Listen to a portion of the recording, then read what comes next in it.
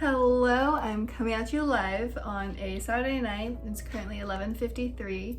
I just had this grand idea of showing you guys how I study for physiology. The idea just popped into my head right now. I don't know how in depth I'm gonna go about it right now this second, but I did feel like it would be cool to just add like an actual segment of when I'm actually studying. So I've kind of been studying on and off this whole day, probably starting at like 2 p.m. Total studying ever since 2 p.m. is probably 3-4 hours. I take too many breaks.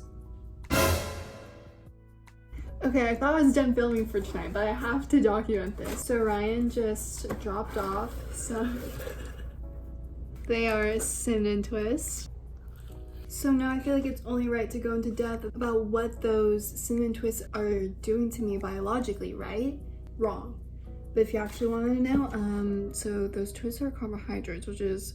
Hello, so I'm back and I actually just finished my test and we actually got the results right after we clicked submit, and so that was nice and I actually did really good. Yeah, I did better on this first test compared to my first anatomy test. I actually really like physio a lot more than anatomy. Anatomy is just like memorizing different parts and there's a lot, yeah, and physio might be a lot too, but it's like processes and I'm just so much more motivated to learn these processes rather than like memorizing parts of a bone. With physio, it's a good feeling once I know how everything connects and how like things from different chapters, it's all like interconnected and it's a good feeling. With that being said, I'm just glad that we did get our test scores right away because now I'm more inclined to make this video. My studying practices, it did work. It was really effective. I was able to reason out why this was the answer or why this wasn't the answer. So just like knowing, again, the processes, and that's just a result of how much I studied. And honestly, I feel like I didn't even study too much. Like it was like the perfect amount. So if you want to see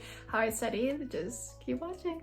So first I'm going to show what my study space looks like exactly. I have this little really simple desk that I lifted up with 2 plastic bins, and then my chair is actually just a kitchen chair.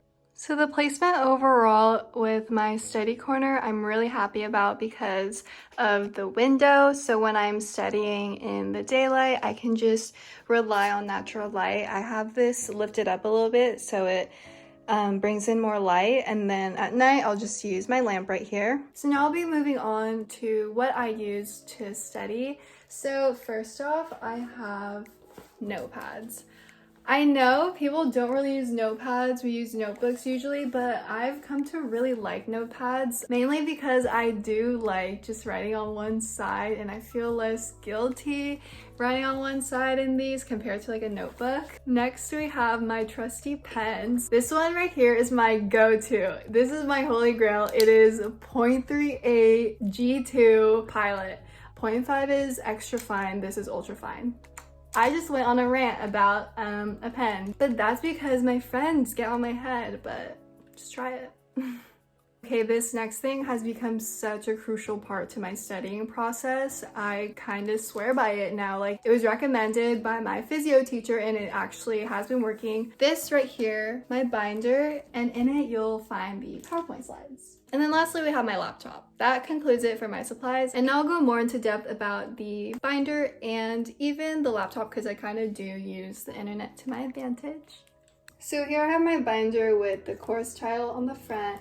And then once you open it, I have my notepad with all my notes right here and then all my slides. So I just created some really quick, easy dividers with Post-its. As I flip through these, you'll notice that the PowerPoints look different. It was basically just trial and error. I was seeing what format that I like the most. So here is the 3 slides per page, and the 3 slide option comes with little note-taking lines, and then I printed it in black and white. Whereas chapter 2, I tried out colored, and I did like that a little bit better.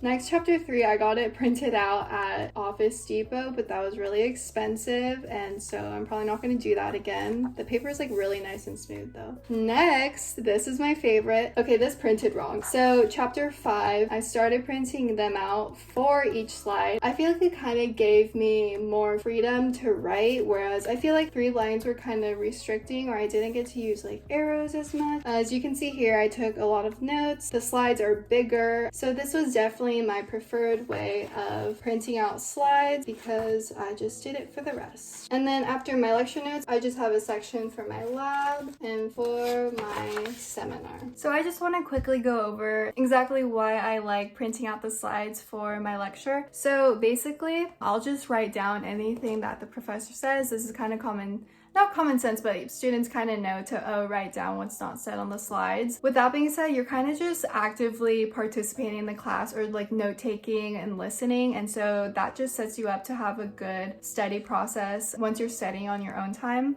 So the stuff that I mainly write down are things that she'll elaborate on, but something that's really helped me is just when she puts anatomical terms into everyday phrases that just make more sense, like glial and glial cells means glue. That's helpful. And I know it may not be much, like, oh, you're just writing down like little phrases, but when you're like going back and taking notes on your own time and you refer to your PowerPoint slides that you printed out, you'll just remember like, oh, I remember writing this down. I just remember the way she talked about it. It just sets you up to be not absolutely clueless when you are taking the time to take your own notes. And sometimes I may not write much down, but collectively it all adds up. You really just set yourself up to have a good study process. So this binder is definitely the first step to my study process. It is actually attending lecture and actively taking notes.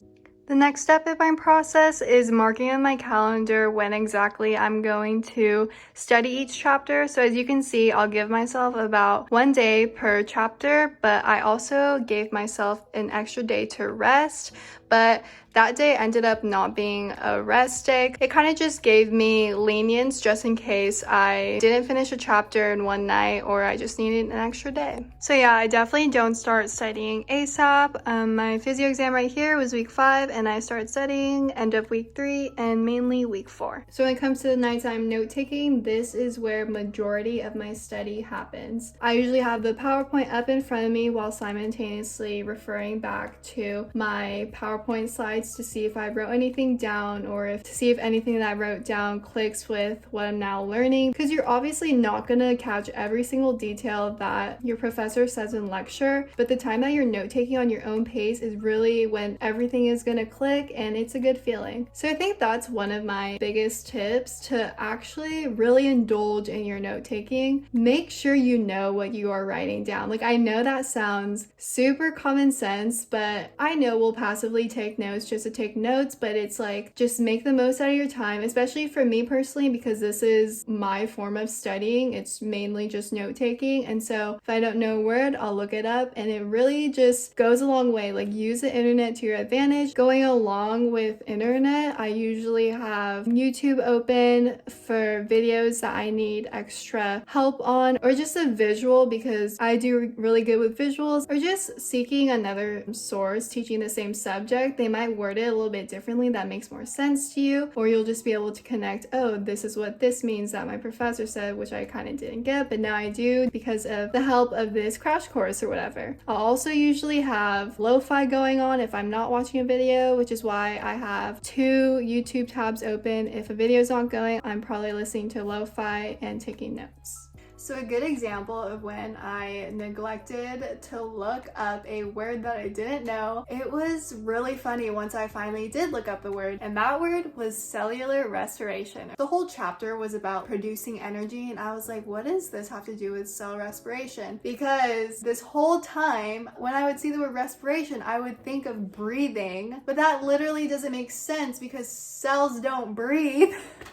So I looked it up. It also means producing energy. Makes sense. The whole chapter was on it. So look it up. Everything connects. It makes sense. Just take the time to understand it. You really just have to be willing to put in the time, the effort, or just willing to learn. So once I'm done note-taking all my chapters, another helpful thing that I did was read out all of my notes as if I was a teacher. You don't have to follow the exact outline of what your notes say, but just to show yourself if you really have it down. And again, I feel like that's another way way to see things that connect that you might have missed before, because that definitely happened to me. Saying it out loud really did help me while I was going through my test. I was reasoning out like, oh, why it's this answer, why it's not this answer, and it was like a cool way to take on the test that I wouldn't be able to do so in a classroom setting. Just being able to articulate my thoughts, it's repetition really. So as for the way I take my notes, it's nothing special, which is probably why I didn't bring it up before. It's just simple bullet points, just an outline basically. And if you made it this far, I have one last thing that I'm really happy that I bought that I utilized for studying for this exam, and I think it really did help. It is